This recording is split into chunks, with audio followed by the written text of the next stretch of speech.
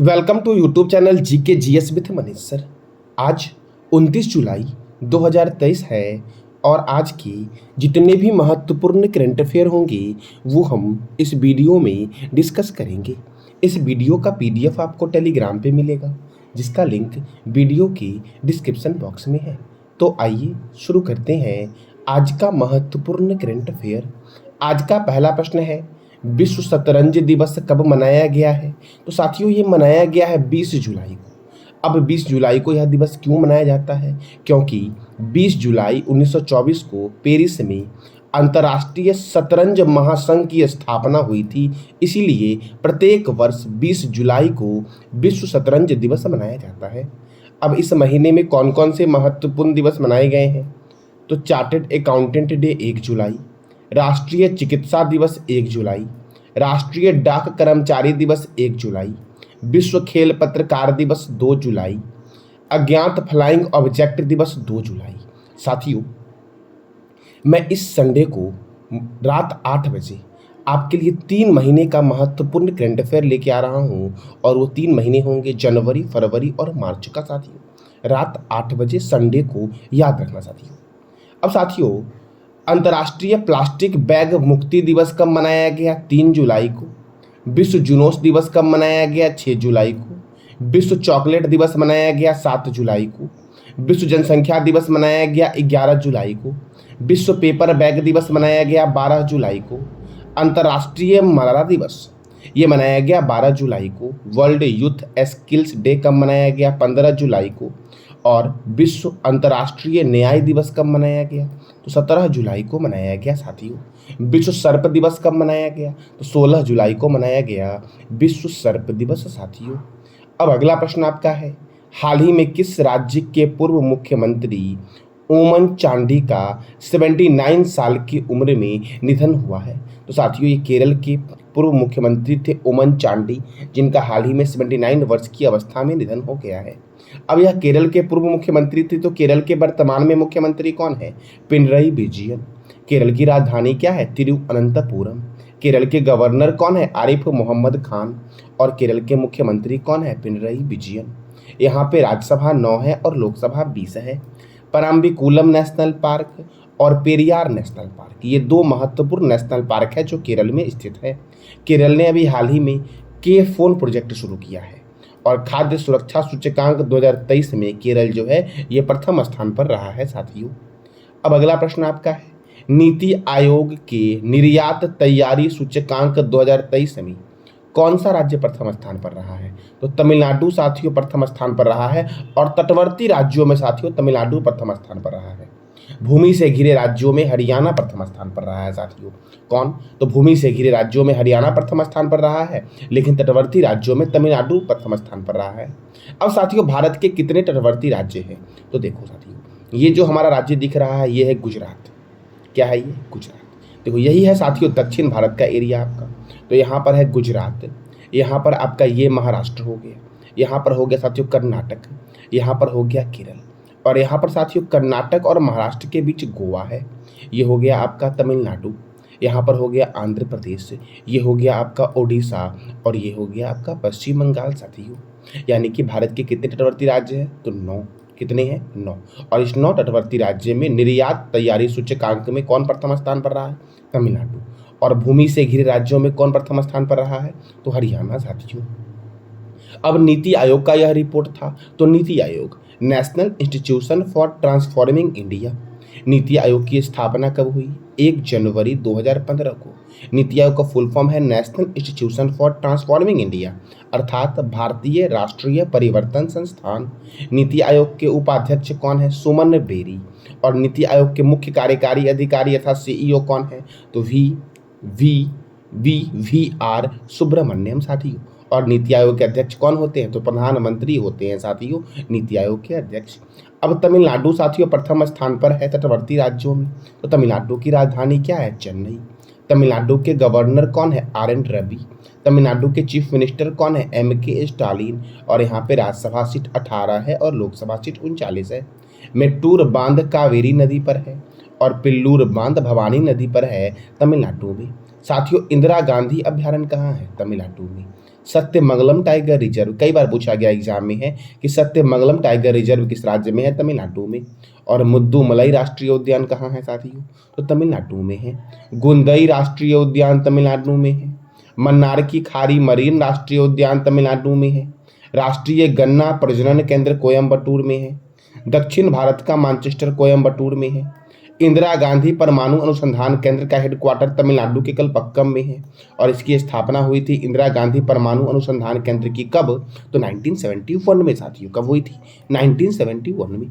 साथियों देखो, मैं आपको करंट अफेयर के साथ साथ उस करंट अफेयर से संबंधित स्टैटिक जीके भी करवाता हूँ, ताकि साथियों आपके किसी भी एग्जाम के लिए संपूर्ण तैयारी हो सके। तो ध्यान से साथियों एक एक बात को याद रखना। अगर आप 1 मंथ का करंट अफेयर अच्छे से याद कर लेते हो साथियों, तो आपको बार बार यह समस्या नहीं होगी, फिर आपको रिवीजन करना पड़ेगा। इसलिए केयरफुली साथियों रिवीजन करो और अच्छे से रीडिंग करो।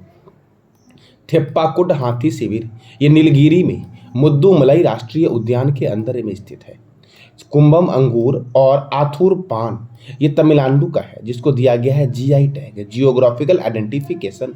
साथियों आपको बताना है कमेंट बॉक्स में जीआई टैग सबसे पहले दार्जिलिंग के चाय पत्ती को किस वर्ष दिया गया था।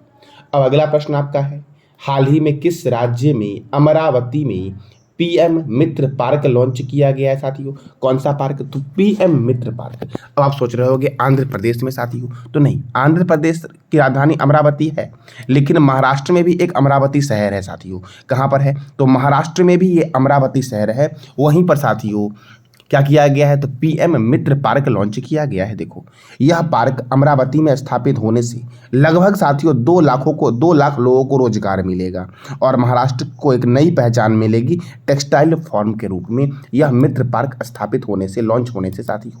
तो ये कहाँ पर हुआ है? महाराष्ट्र में हुआ है। और महाराष्ट्र की राजधानी क्या है? मुंबई है। महाराष्ट्र के गवर्नर कौन है? रमेश बैस। और महाराष्ट्र के मुख्यमंत्री कौन है? एकनाथ शिंदे। यहाँ पे राज्यसभा सीट 19 है और लोकसभा सीट 48 है। चंदोली राष्ट्रीय उद्यान, लोनार वन्यजीव अभयारण्य, गढ़चिरौली वन्यजीव अभयारण्य कहाँ पर है? तो महाराष्ट्र में है साथियों। मुक्ताई भवानी वन्यजीव अभयारण्य कहाँ है? तो महाराष्ट्र में।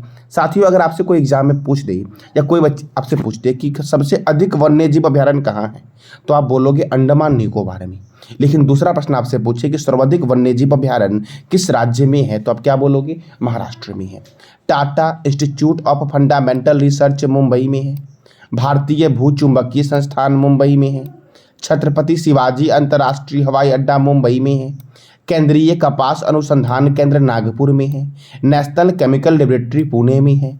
इंडियन सेक्रेटरी प्रेस का हेडक्वार्टर कहाँ है? तो पुणे में है साथियों। और पुणे में ही नीरज चोपड़ा स्टेडियम भी है। भारतीय मौसम वेधशाला पुणे में है। भाभा परमाणु अनुसंधान केंद्र कहाँ है? तो मुंबई में है। साथियों मैं वीडियो के एंड में आपसे 3 प्रश्न भी पूछूंगा टेस्ट के रूप में, जो मैं भी पढ़ा रहा हूँ वही साथियों। तो ध्यान से सुनना और आपको उस 3 प्रश्न का जवाब देना है कमेंट बॉक्स में। अब अगला प्रश्न आपका है, भारत खाद्य सुरक्षा नियामकों के वैश्विक शिखर सम्मेलन की मेजबानी कौन कर रहा है? तो नई दिल्ली कर रहा है साथियों। नई दिल्ली में ही है तीनों सेना का हेडक्वार्टर, और दिल्ली है यमुना रिवर के किनारे साथियों। तो मैंने क्या बोला कि भारत खाद्य सुरक्षा नियामकों के वैश्विक शिखर सम्मेलन की मेजबानी कर रहा है।